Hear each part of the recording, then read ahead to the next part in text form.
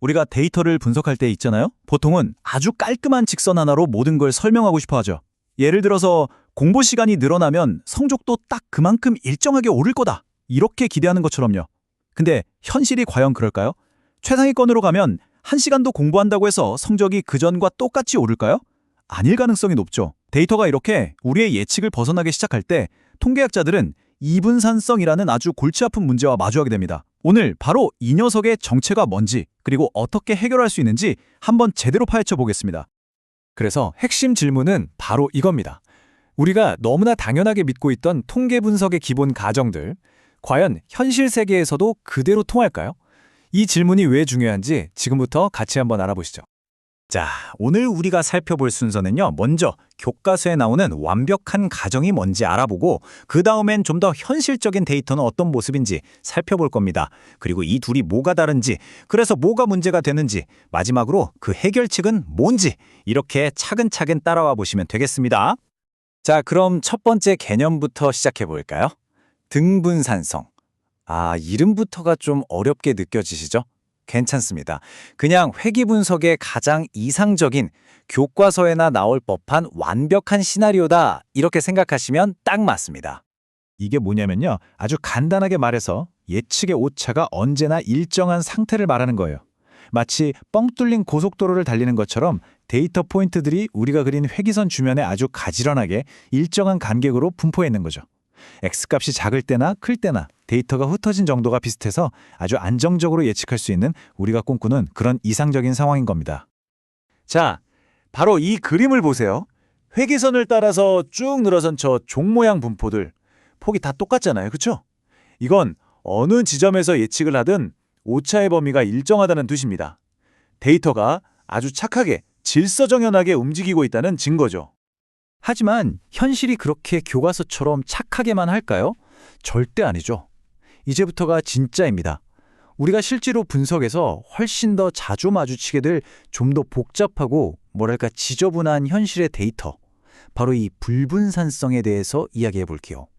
이분산성은 뭐냐? 앞에서 말한 그 이상적인 상황이 와장창 깨져버린 상태라고 보시면 돼요. 데이터의 예측 오차가 X값에 따라서 아주 제멋대로 변하는 거죠. 아까 말한 고속도로가 아니라 이번엔 막 갈수록 차선이 넓어졌다 좁아졌다 하는 그런 예측 불가능한 시골길을 달리는 기분이랄까요? 이 그래프가 모든 걸 말해줍니다. 딱 보세요. X값이 오른쪽으로 갈수록, 그러니까 커질수록 저 종 모양 분포의 폭이 어때요? 부채꼴처럼 확 넓어지는 게 눈에 들어오시죠? 이게 바로 이분산성의 아주 전형적인 모습입니다. 그러니까 어떤 데서는 예측이 기가 막히게 잘 맞는데 다른 데로 가면 오차가 막 감당할 수 없을 정도로 커지는 거죠. 정말 불안정하죠. 자, 그럼 이제 이 두 녀석을 한번 나란히 놓고 비교해 볼까요? 얼마나 다른지 한눈에 딱 들어올 겁니다. 안정적인 질서의 세계와 예측 불가능한 혼돈의 세계, 그 차이를 직접 한번 보세요. 왼쪽을 보면 마음이 편안해지죠. 우리의 예측이 언제나 일정한 신뢰도를 가지니까요. 근데 오른쪽은요? X값이 커지면 커질수록 예측의 불확실성이 말 그대로 폭발합니다. 이건 분석하는 사람 입장에서 보면요. 진짜 짱짱하게 잘 맞는 나침반이랑 완전히 고장나서 뺑뺑 도는 나침반의 차이, 딱 그 정도예요. 아니, 그래서 이게 도대체 왜 그렇게 문제라는 걸까요?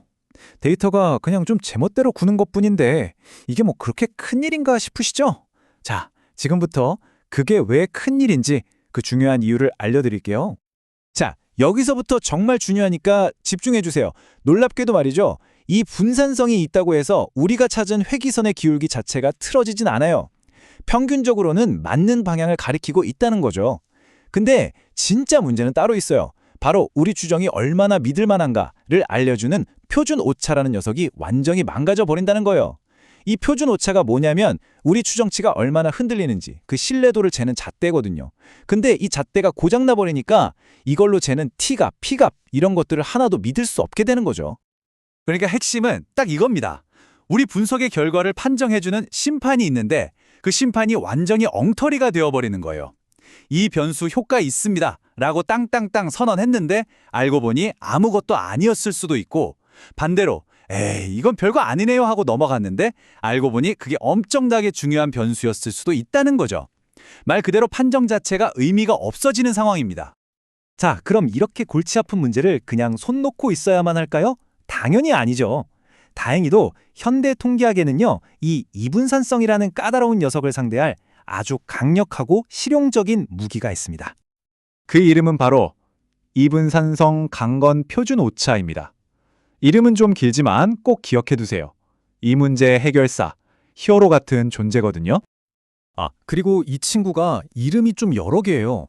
어디서는 화이트 표준 오차라고 부르기도 하고 또 그냥 간단하게 강건 표준 오차라고도 하거든요. 혹시 이런 다른 이름들을 보시더라도 이건 다른 건가? 하고 당황하지 마세요. 다 똑같은 걸 말하는 거니까요. 여기서 강건하다, 이 로버스트라는 말이 무슨 뜻이냐면요. 데이터가 좀 지저분하고 그 이상적인 가정이 깨져도 나는 끄떡없어 하고 제 할 일을 제대로 해낸다는 뜻이에요. 덕분에 우리의 통계적 검정이 다시 믿을 수 있는 것이 되는 거죠. 그리고 진짜 좋은 소식은요. 우리가 이걸 쓰려고 막 복잡한 수학 공식을 외울 필요가 전혀 없다는 거예요. 요즘 쓰는 R이나 파이썬, 스테이타 같은 대부분의 통계 프로그램에서는요. 그냥 코드 한 줄 추가하거나 옵션에서 체크 한 번만 딱 해주면 이 강력한 강권 표준 오차를 바로 쓸 수 있습니다. 정말 편하고 실용적이죠. 자, 오늘 이렇게 이분산성에 대해 알아봤습니다. 이제 우리는 데이터를 좀 더 깊이 있게 들여다볼 수 있는 눈을 갖게 된 셈이죠. 그럼 마지막으로 여러분께 질문 하나 드릴 때요. 여러분의 다음 분석에서 내 데이터는 완벽할 거야 라는 막연한 희망에 기댈 건가요? 아니면 현실은 언제나 불완전할 수 있다는 걸 인정하고 훨씬 더 안전하고 강건한 방법을 선택하시겠어요? 어떤 표준 오차를 쓰느냐가 여러분 분석 전체의 신뢰도를 좌우하게 될 겁니다.